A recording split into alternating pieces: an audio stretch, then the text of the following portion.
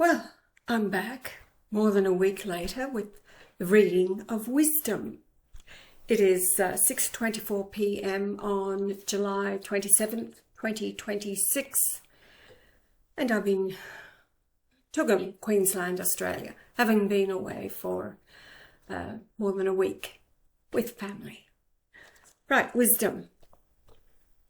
You're going to love the first sentence. The first step towards being wise is to acknowledge the extent of your ignorance.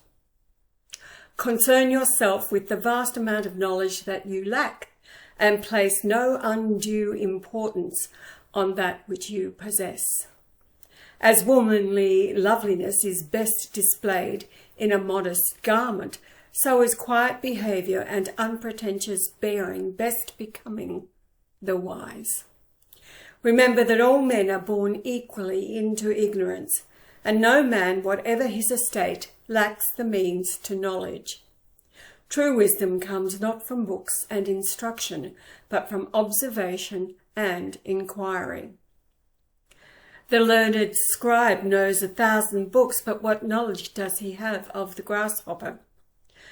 The knowledge of a gardener brings him more joy than does knowledge to a magistrate. The life of a wilderness wanderer depends not on his knowledge of books, but on his knowledge of the ways of the wilderness.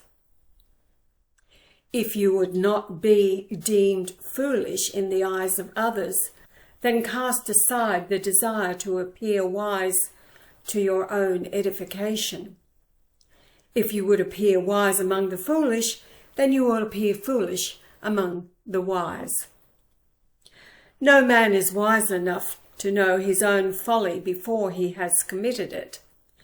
But nothing is lost to the wise, for failure becomes his guide to success. Man is great according to his wisdom. He succeeds according to his knowledge. Promotion and power are the prerogative of the wise. The lot of fools is a state of servitude. Those who shun wisdom's ways are foes unto themselves. Follow your fathers of olden times, for theirs was the wisdom of God, which is the measure of the experience of man. A wise man speaks but rarely, and each word is a precious stone. The fool pours forth a torrent of words, but they are all dross.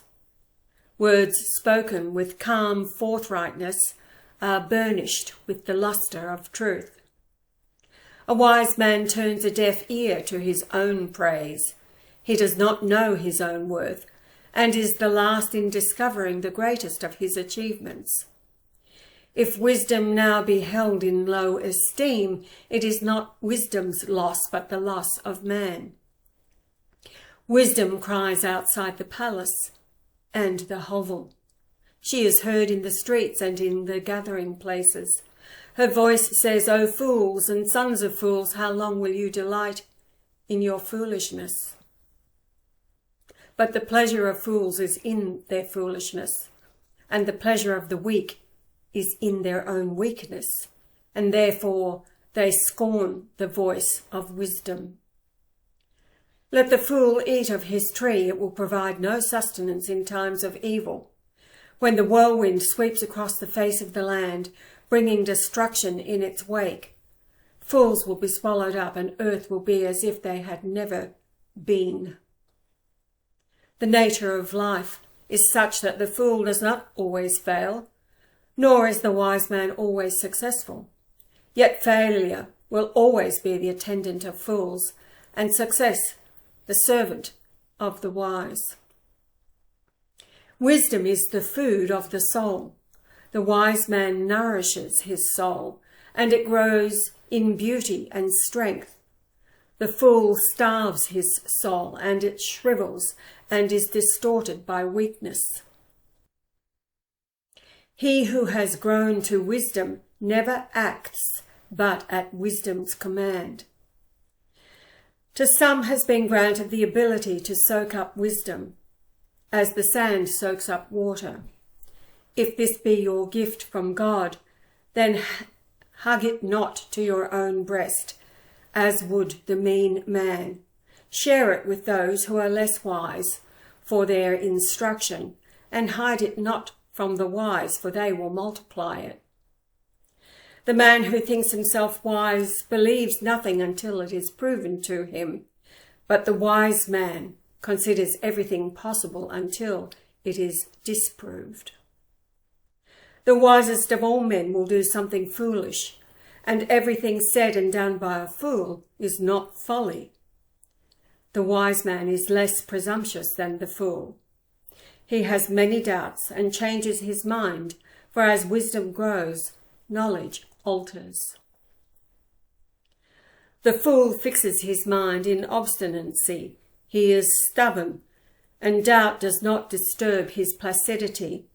He knows all things except his own ignorance. The wise man is aware of his imperfections and continually strives for improvement. The fool forever counts his own small talents and is content. He boasts of his achievements in things which are of no account. So there you have it, wisdom from the ancient writings of our forefathers, the guide. Right, it is now 6:31 p.m. and I'll be back to read more later.